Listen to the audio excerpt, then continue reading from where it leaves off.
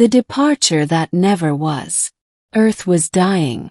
The Great Exodus was supposed to save humanity. Not all of it, just enough. The brightest minds, the strongest bodies, the best chances for survival. The selection process was brutal. Millions applied. Thousands were chosen. And me. I wasn't even on the list. I wasn't supposed to stay behind. But I did. Chapter 1: The Wrong Door. My name is Theo Marin.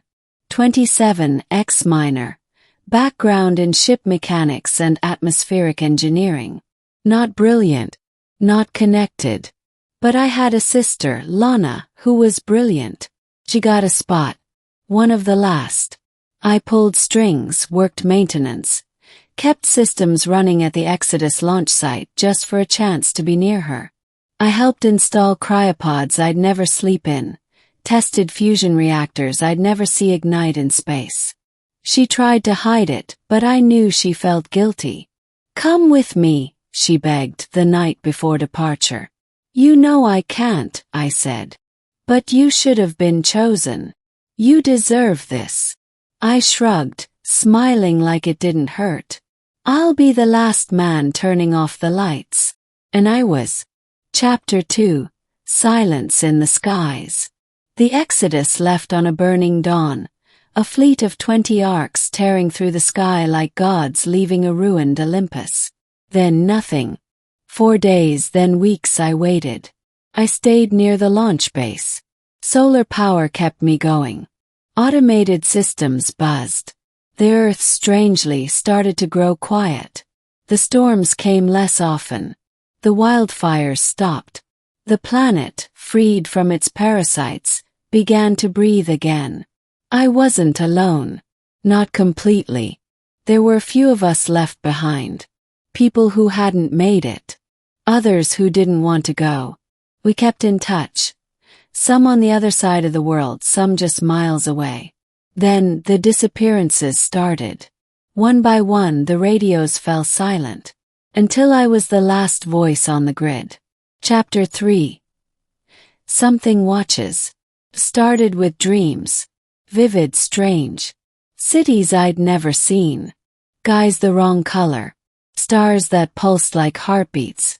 And voices. Not human. Not alien either. They spoke in me, not to me. Whispered truths I didn't understand. You were not meant to stay. Yet you are here. I thought I was cracking under the isolation. Until the machine started acting weird. One morning, I found a drone I hadn't touched in months hovering over my shack, scanning me. Its internal logs had no record of rebooting. My repair bot began mapping coordinates to nowhere. A buried cable, untouched in years, began transmitting a low hum, barely detectable. Something was watching. And they weren't from Earth. Chapter 4. The Hidden One. Storm hit. The kind that once shattered cities. I hunkered down in a bunker. When I emerged 2 days later, the landscape had changed. Literally. A ridge that hadn't existed before now arched into the sky. Smooth. Metallic. Glowing faintly. Climbed it, heart pounding. And found her. She wasn't human. Not exactly. A woman-shaped being, tall and thin, skin like liquid metal, eyes like nebulas. "You stayed," she said. "I didn't mean to," I replied. "No. But you did. I should have run. Screamed. Anything." But she felt familiar. Like a face from a forgotten dream. She extended a hand. "My name is Sira." I didn't take it. "Not yet." "What are you?" She tilted her head. "The last of the Watchers." Chapter 5. The Old Pact. Over the next few days, Sira told me the truth. Or at least her version of it. Eons ago, Earth was part of something older. A network of sentient worlds, tended by the Watchers. But the Watchers faded and Earth's sentience, its spark, fell dormant. Until the humans came. "We watched," Sira said. We saw your species rise. You were beautiful, destructive, brilliant. Why didn't you stop us? Yes. It was not our place. Only when the world was empty would we return. That was the pact. So why are you talking to me? She looked at me with those galaxy eyes. Because everyone left, except the one who was never meant to stay. Chapter 6. The Choice. He showed me things. Hidden places. Technology buried beneath Earth's crust. Structures older than recorded time. Humming with dormant energy. You are the first human to touch this, she whispered, as I laid my hand on a glowing obelisk. The world responded. I felt the planet stir. You have a choice, Theo, Sira said. Rejoin your people if you can find them, or awaken this world, become something new. A bridge between what was and what comes next. Sounded insane. And yet, the thought of following the Exodus, of always being one step behind, empty, made my soul ache. Here I was seen. I'm not special, I said. No, she agreed. But sometimes the ones left behind become the most important. Chapter 7. The Awakening. I stayed. Over weeks, then months, I worked with Sira.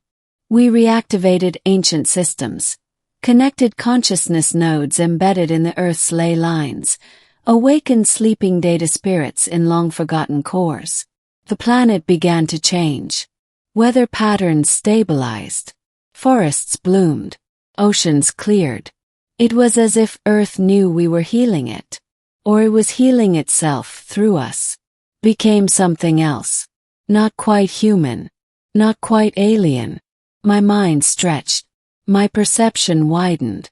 I felt the planet's breath, its pulse. Quiet song. Sira smiled. You are the first speaker in 10,000 cycles. Speaker. Yes. One who listens. And answers. Chapter 8. The Signal. Years passed. Or maybe they didn't. Time flowed differently now. Then one day I heard it. Signal. Faint. Broken. But undeniably human. This is Arc 7. Is anyone out there? Repeat. This is Arc 7. Requesting planetary response. Froze. They were alive. Sira appeared beside me. They return. I swallowed hard. I have to answer them. She nodded. Then speak. I activated the planetary comlink, an ancient tower repurposed into a transmitter, and spoke across the void. This is Earth, I said. We're still here. Silence. Then, who is this? My name is Theo Marin. I was left behind. Was. Then a woman's voice broke through, familiar. Theo. Is that really you? I blinked. Lana. She cried. I laughed. The stars themselves seemed to lean in closer. Chapter 9. Return and Remaking. The Exodus fleet returned, or at least what remained of it. Stranded. Damage. Survivors only. They expected a graveyard. Instead they found a garden. Planets singing again. First they feared me. I didn't blame them, I had changed. My voice could calm storms. My presence made machines listen. But slowly they learned. Helped them land. Adapt. I taught them what Sira had taught me. About the old Earth. About the living Earth. About what it meant to stay. Epilogue. The one who remained.